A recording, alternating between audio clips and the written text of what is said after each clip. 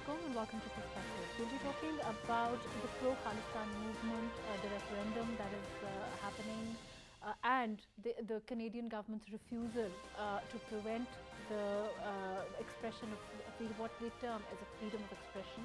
As far as the outbreaks that we've seen there, we'll be talking about the Canadian Sikhs and the fact that the Canadian government refuses to prevent them from expressing their views. This movement, and of course we've seen India's reaction on this. We're also going to be talking about Justin Trudeau's of course stance on this, and as far as the Sikhs are concerned, how they're looking at this movement, how the movement itself is panning out, and what it means for India, what it means for the Sikhs at this time, as far as this voting, as at this time the referendum being underway. Little later on, we'll also be talking about the threat of diseases. We are seeing outbreaks like various skin diseases, cholera, dengue that have broken out in Pakistan, and we are under the threat of having more outbreaks, unfortunately, because of the floods. We've also seen the WHO stance on this, and the threat looming for Pakistan at this time of these diseases and how to prevent them, how to deal with the kind of health hazard that is likely to arise from the traumatic devastation that we've seen pursuant to the floods in Pakistan. All of that today on Perspective to talk about the referendum, the movement, pro-Khalistan movement in Canada, the Canadian government stance, all of that. I have with me Sardar Ramesh Singh Arora, who's an MPA with Punjab Assembly. Thank you for joining us today. We also have with us Yasir Janjua, who's a security analyst. Thank you for being with us. Ramesh Sahab, how do you look at this movement, and how do you look at, of course, we've had the Canadian government stance on it now. We've had them clearly say that this is a matter of freedom of expression, and they will not, Justin Trudeau's government will not intervene to prevent the Sikhs from voicing their sentiments, their opinions on it. How do you look at it? Thank you very much for taking me on the telephone line to talk about the Khalistan movement and the referendum which is recently going on across the world. So look, the foundation of Khalistan was laid down in 1984 when Indian troops attacked on the Golden Temple on Akal Takht Sahib, and there was a message whenever the Indian troops would attack on Golden Temple or Akal Takht Sahib that day, when the movement of independent Khalistan would start. And that is how the Khalistan movement was started. Prior to that, before 1984, there was a movement, there was a discussion, and that was particularly on the rights of the Punjab. But this is the Indian government, that is the Congress government, the Indira Gandhi government, who attacked on the Akal Takht Sahib. Now the Sikh community is struggling for this independent homeland for the Khalistan for the last more than 3 decades, and whatever the brutality has been done and the Sikh genocide has been done, particularly in Delhi and the Punjab, young youth, old age people, women, children, they were killed, assassinated by the Indian troops, by the Indian and Punjab police. So now the Sikh diaspora residing across the country, they have started this movement, and there is a referendum. Because you are from the media, you must have got the information. Before this referendum, there was a discussion, there was a propaganda by the Indian allies that there would be failure and no one will vote for this referendum, and certainly this movement will die down. But what happened? This movement was started from the UK, then went to Europe, and this, and in Pakistan as well. We are discussing about the referendum. So everywhere there is a referendum. If you look at the Indian side, particularly the Indian Punjab, that movement is initiating, and now it's on its full swing, because everyone is now talking about the independent Khalistan, and I really appreciate the Trudeau government statement that they would not interfere in the referendum, which is a good sign, and certainly I don't think so that it will be stopped now. It will go on. Right, let me come back to you. On that note, I want to go to Yasir Janjua.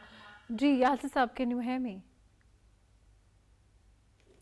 Yastab, as far as this movement is concerned, as far as Canada's role is concerned, of course, we've had them issue a clear statement on refusing to prevent the Sikhs from voicing what they term as their freedom of expression. But what do you see as the root of it now? And, like Sardar Ramesh has said, he's saying that, the referendums are now breaking out at other places also. Right, Maruf, the logical extension or the next step for after this referendum would be, and the Canadian Sikhs have already announced it, that after the results of this referendum, they will go to the United Nations.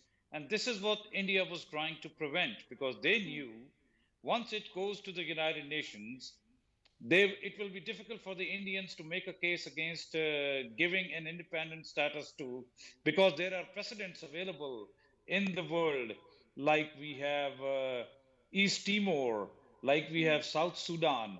So if the Sikhs of India, if they go for independence and they take it to the United Nations, how would the world community refuse them this right?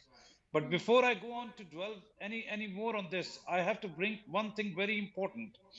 The Indian government continues to say that this is a Pakistani conspiracy. Let me tell you this thing. And the Sikh MPA, the brother from India, is online. He will second me. This Khalistan movement did not start at the killing of the Sant Jarnail Singh or in 1984, basically in Amritsar. The first time the idea of Khalistan was actually floated well before the creation of India and Pakistan. In 1940, the first time the Khalistan movement took its inception. So it has been a long time since Sikhs have been demanding a separate country for themselves. So why can't they get it? Why and how can the Indians stop it?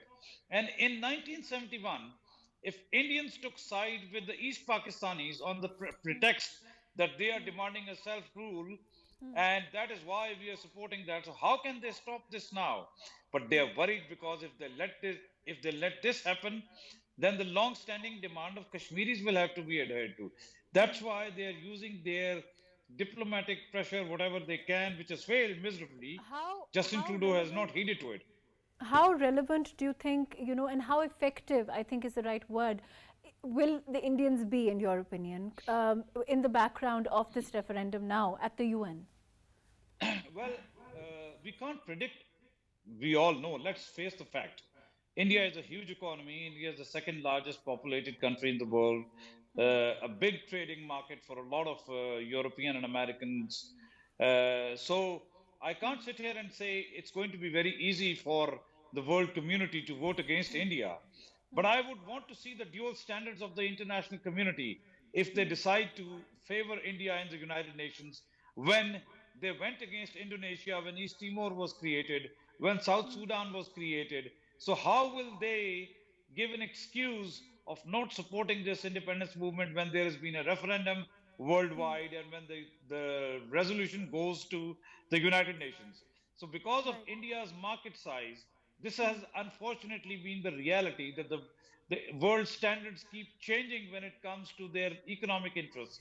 So I can't sit here and predict, but I hope that sense will prevail in the international community, and they will do what they did in East Timor, and they will do what they did in South Sudan. Right, Yastab, let me come back to you. I'm going to go to Sardar Ramesh ji. Sardar Ramesh, what Yastab is saying, he's saying that, there once this goes through, and now, of course, the referendum is underway, then taking it to the UN is the next step, and then preventing it, of course, will be harder for India. In your opinion, how, of course, Yastab has given his opinion. He's, of course, there's a natural clout that India has. We're not denying that, and to deny that is probably closing your eyes from reality. But do you think it's going to make a difference? It's definitely going to make a dent, whatever the eventual outcome may be. And the international image of India is certainly going to take a blow, no? Yeah. Look, let me first respond on the particularly Khalistan. As I said earlier in my discussion, that there was a separate movement started in late 40s, and it went up to late 80s. But when Indian troops attacked on the Akal Takhta, then the name of Khalistan came, because prior to that, there's a Morcha which is called particularly the Rights of Punjab, and Sikhs were struggling exactly immediate after 1947 for their rights. So now coming back to your point, have India digested the Pakistan? Answer would be no. Because in 1947, Pakistan is a separate country, is a sovereign country, but India hasn't digested. And still they are doing negative propaganda. They have high PR firms worldwide just to propagate anti-Pakistan agenda. So, but as far as I think, and particularly this referendum, there will be a dent. And whatever India is talking that we are a secular state and all the Indians are under one flag.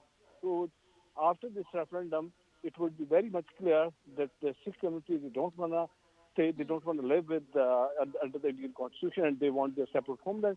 And certainly when they go to the United Nations, now I don't know how the United Nations would react, because there is a resolution for the Kashmiris, and the Kashmiris are struggling for last so many decades, and it's still underway. And the recent incident of Kashmir, whatever the Modi Sarkar has done, what is the result of that? So in the international human rights organization, the international community, and particularly United Nations, I don't know why they are silent. They must come forward and they should play their role. And if the Kashmiris and Khalistan movement is they're struggling for their independence, they should come forward, and there must be a solution of it. Let me go to Yasir. As far as the role of international organizations is concerned, which is what Sardar Ramesh is talking about, do you feel that it will happen? As far as the UN is concerned, of course, that is a forum that really will matter. But overall, as far as the role of other international organizations are concerned, do you see them coming forward for the plight of Sikhs at this time? I don't particularly see a lot of support coming from the North America. However, international organizations based in Europe are more based on equality and rights for people. So there's likelihood of some support coming from international organizations in Europe and the European Union itself.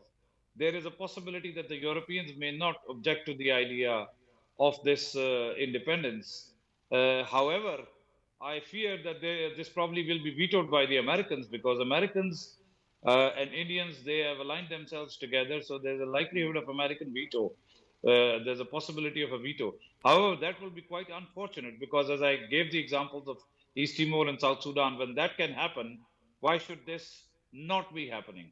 Again, how will they rule this one out? How will they distinguish it from, like you said, East Timor, for example, or other movements, so to speak, in this regard? Do you think it's possible to distinguish it at all?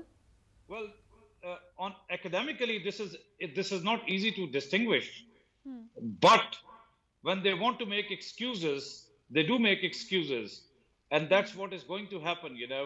And in the case of Israel, they've been doing this for a very long time without any logical or tangible reason, but they've been supporting Israel, and the Palestinians have not been given their right of statehood.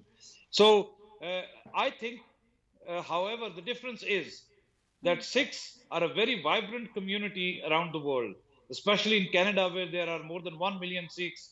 In Britain, there are a lot of Sikhs. So I hope and pray that the Sikhs will be able to make a very strong and convincing case in the United Nations and rally with their government. For example, it doesn't go through in Europe, like you're saying. I mean, of course, there are international reasons, as far as international diplomacy is concerned, international politics is concerned, all of those things, and of course, it matters where a country is in the tier of how powerful they are, how important they are. But even if that doesn't happen, it is a precedent, and it is a movement, and that, do you think, will have ramifications for the Kashmiri cause in either way? Yes, of course. This will become a precedent. So that's why India doesn't want to let this go out of the proportion. Because if they give it to the Sikhs, they'll have to give it to the Kashmiris as well. Because the Kashmiris will then try to replicate this model. So, there are at least 7 independence movements in India. So it's going to be a sort of a chain reaction. And that is what is India's biggest fear is that if they allow The the way that six, they've treated then their there is minorities, of course, is a very real threat of fragmentation anyway, for a while now, under Modi's leadership. Right. there are Yeah, so sir, many thank you others. so much. Thank you so much for being with us on this very important topic. Sardar Ramesh, your last comments before we close. As far as this movement is concerned, certainly as Yasir Saab is saying, it has ramifications for the Kashmiri cause, it has ramifications for other movements, and India is fearful that it may give rise to those other, we've seen the treatment meted out to minorities in India. We've seen, Modi's government mistreat them. We've seen at times, of course, as little issues become huge. We've seen, cruelty. We've seen barbarity. All of those things. Do you think that it's going to be, as far as India is concerned, the threat that they're feeling is, of course, very real?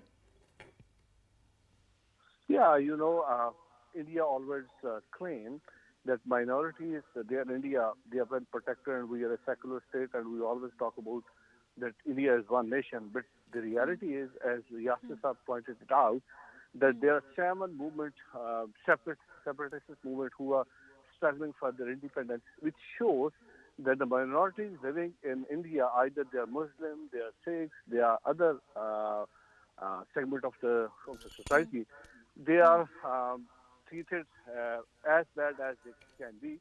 But India always talked about the Pakistan, that the minorities living in Pakistan, they are not safe. But the reality is a bit bitter. I always talk about that. I do not compare Pakistan with India, because Pakistan is the country where minorities are very well protected. They are given their rights.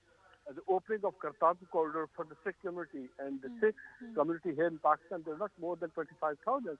But the government of Pakistan opened the hearts, opened the arms, and they welcomed the Sikh nation, and they opened the Kartarpur Sahib, because there was a demand from the Indian Sikh diaspora that they must open this Kartarpur Sahib. And it was opened, and we signed an MOU with the Indian government that 5,000 deportees can come to Kartarpur Sahib on a daily basis. Now coming back to the India, how India is treating the Sikh community living there in Pakistan, they do not allow them to come to Kartarpur Sahib.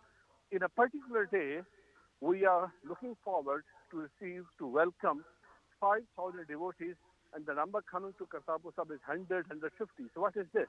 It means we are talking about the freedom of religion, the freedom of speech, but on the other side, you do not allow your own citizen to go to the Kartarpur Sahib, which is hardly 4 kilometers from the border, and they will come and they will go back in the evening.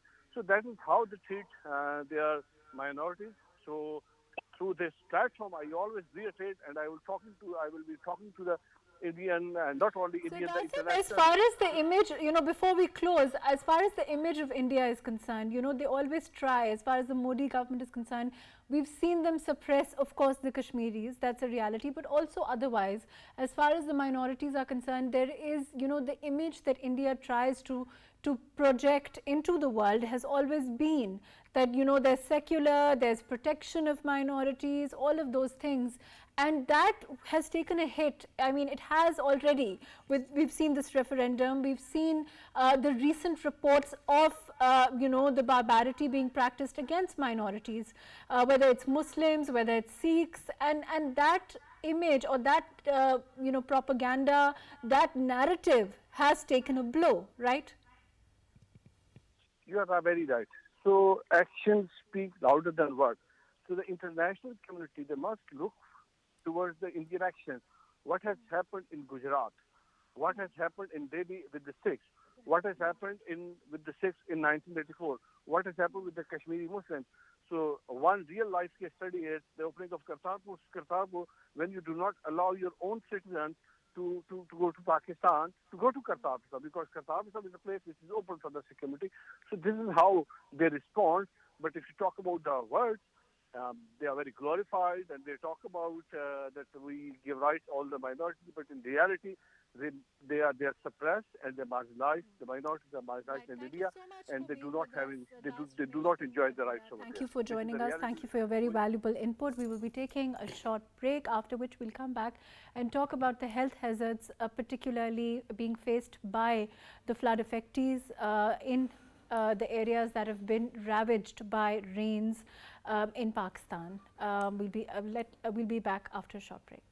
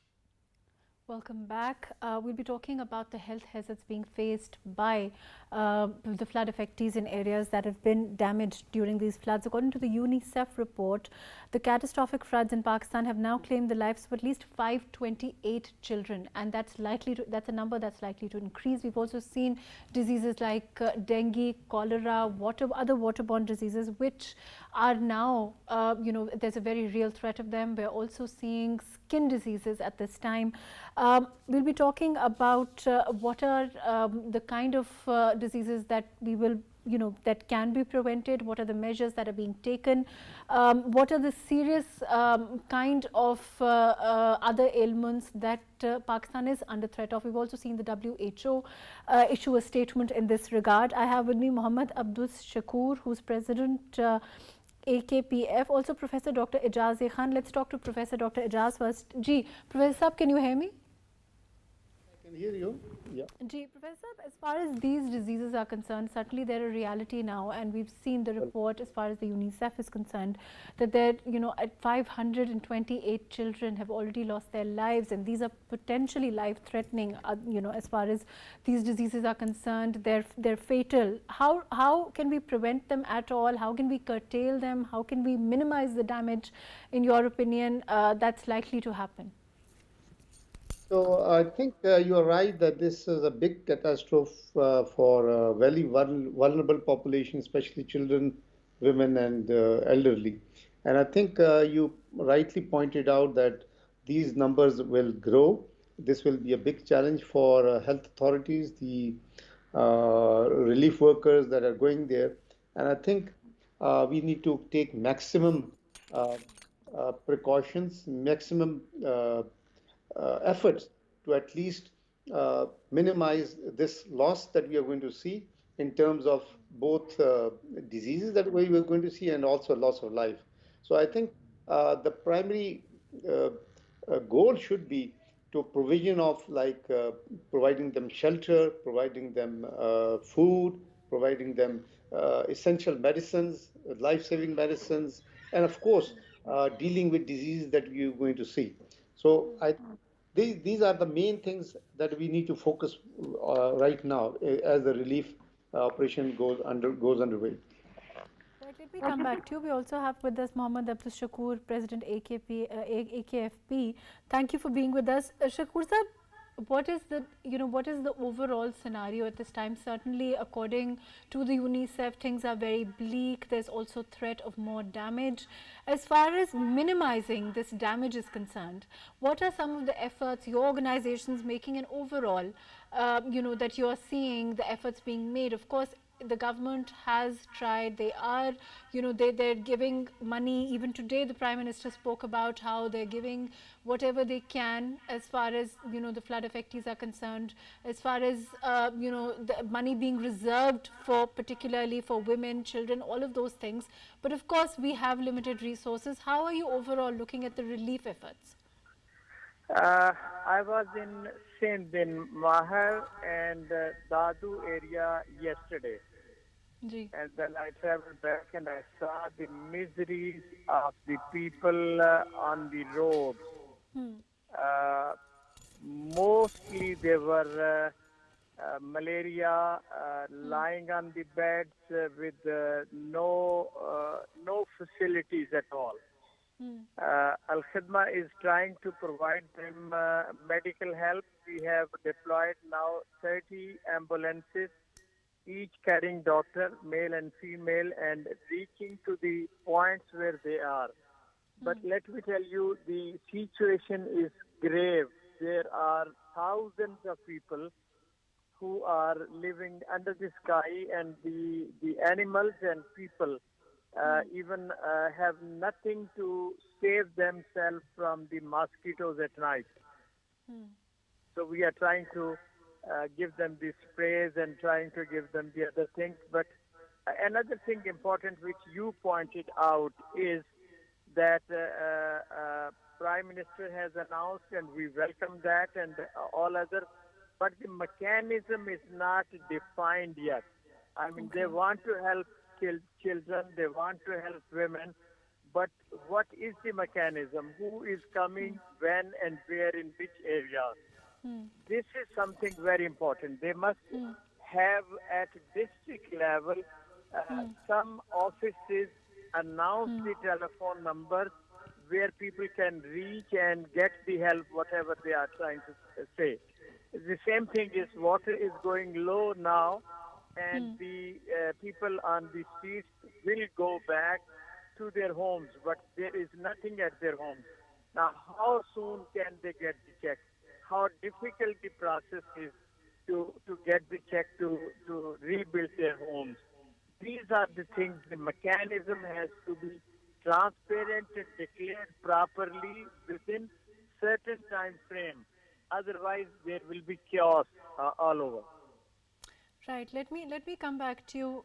Please stay with us, Shakur Saab. I'm going to go to Ali Asghar Arbab, who's our correspondent, who's been visiting the flood areas. Ji, Ali, can you hear me? Yes, I'm hearing. Ji, overall, what is the situation as far as the health hazards being faced is concerned? You're on the ground, you've seen what's happening. Of course, there are reports of young mothers about to give birth, some who've already given birth, and they're malnutritioned, and we've also the malnutrition at this time, the children suffering, all of that. Of course, help is being given. We are seeing the government acting. As far as the district level, the role of district governments is concerned, what's your opinion on that? We've had Shakur Saab talk about that, and whether the mechanisms in place, in your opinion, are strong enough to be able to dole out that, that kind of help that is needed. Yeah, of course, the Hmm. situation in flood-affected areas is going from bad to worse with the passing time because the water become stagnant in different areas.